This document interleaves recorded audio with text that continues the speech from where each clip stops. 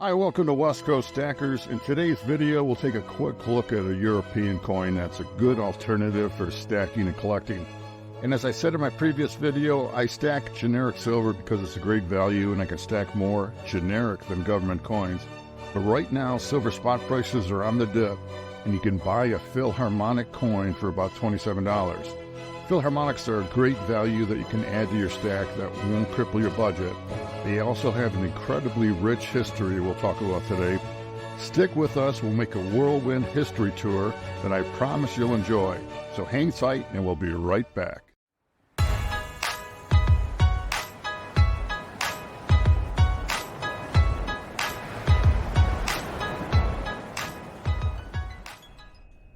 Welcome back. Thank you for joining me on my stacking journey. On a lot of government minted coins we buy, there are queens and kings, Lady Liberty, sometimes animals or eagles. But this one we have a cello, violin, harp, a Vienna horn, and bassoon. On the obverse of the coin, you can see the great organ of the Musketeers, or famous concert hall in where Vienna the orchestra plays. The organ is a symbol of the orchestra's excellence and the musical tradition of Vienna. I'm primarily a stacker, not a numismatist, but if you hang with me for the next 6 minutes, I'll give you a whirlwind tour of this iconic European silver coin. The Philharmonic from Austria are part of a series of bullion coins produced by the Austrian Mint, also known as the Münz Österreich. These coins have exceptional quality, artistic design, and high silver content, and the Philharmonic coins are closely associated with the Vienna Philharmonic Orchestra, of course, one of the most renowned musical institutions. The modern history of the Philharmonic coin dates back to 1989 when the Austrian Mint introduced the first coin in this series, the Vienna Philharmonic gold coin. It was an instant success. It gained popularity among investors and collectors due to the success of the gold coin. The Austrian Mint decided to introduce a silver version in 2008. You know, this is relatively recent.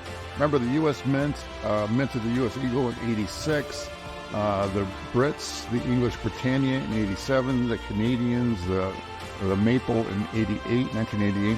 One of the numismatists said that after a silver price soared in the 80s up to $50 an ounce, people began to clamor for a silver minted coin again. Our focus today is the Philharmonic coin. The coin was designed by Thomas Pessendorfer, a talented engraver and medalist who worked with the Austrian Mint for a long time. The design of the coin reflects the Vienna Philharmonic Orchestra and its connection to Austria's musical heritage. On the front side of the coin, you can see the great organ of Musketeers, a famous concert hall in Vienna where the orchestra plays. The organ itself is a symbol of the orchestra's excellence and the musical tradition of Vienna. The back side of the coin features various orchestral instruments like the Vienna horn, the bassoon, harp, cello, and violin.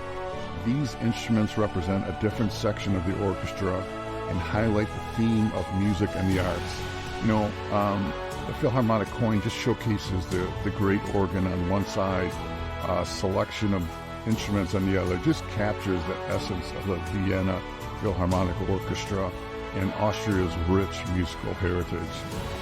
The Austrian Mint has an unusual origin story and begins with a remarkable event that occurred in 1194. Duke Leopold V of Austria captured and imprisoned Richard the Lionheart, the English monarch who had insulted him during the Crusades. Richard secured his freedom by paying a hefty ransom of 12 tons of silver to the Duke. This silver was then used to strike coins and founded the Austrian Mint. The most well-known coins of the Mint is still produced today and is called the Maria Theresa Thaller. This coin is a silver bullion coin that was first minted in 1741 and has been continuously produced since then. It was named after Maria Theresa, the Archduchess of Austria and the Queen of Hungary and Bohemia. And it became one of the most widely circulated trade coins in the world during the 18th and 19th century. Its popularity was due to its consistency and its silver content, about 83% silver, and its use in international trade. The coin was used throughout Europe, Middle East, Africa, and Asia. On the obverse side of the coin, it features a portrait of Maria Theresa. She is a very handsome woman.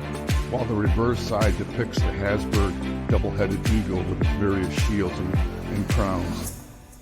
The Habsburg double eagle, it has these shields and crowns. It's a symbol associated with the Habsburg dynasty.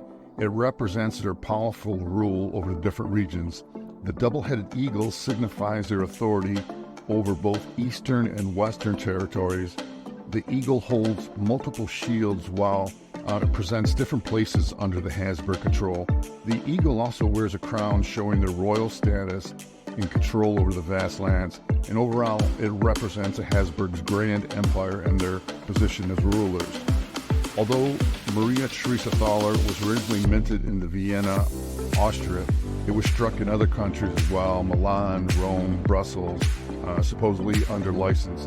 And even after Maria Theresa's death, the coin continued to be minted with her likeness and remained a recognized trade coin. There's actually a connection to our English word dollar here. The Maria Theresa Thaller is also known as the Maria Theresa dollar. In the Americas, the coin was commonly used in trade and was referred to as the Spanish dollar or piece of eight due to its resemblance to Spanish coins of the time. Thank you for watching this video tour of the Philharmonic and the Vienna Mint. I'm thrilled to bring you more in-depth looks into silver coins, the history behind them. If you enjoyed this content, I kindly request your support in helping this channel grow. Liking this video, leave a comment, not only shows your appreciation, but it also encourages others to discover and enjoy the content as well. If you have some topic you'd like covered, feel free to leave the suggestion in the comments below. I hope you've enjoyed the video. Thank you so much for sharing a portion of your day with us at West Coast Stackers.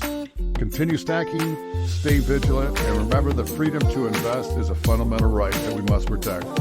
Thank you for being part of West Coast Stackers, and let's keep stacking.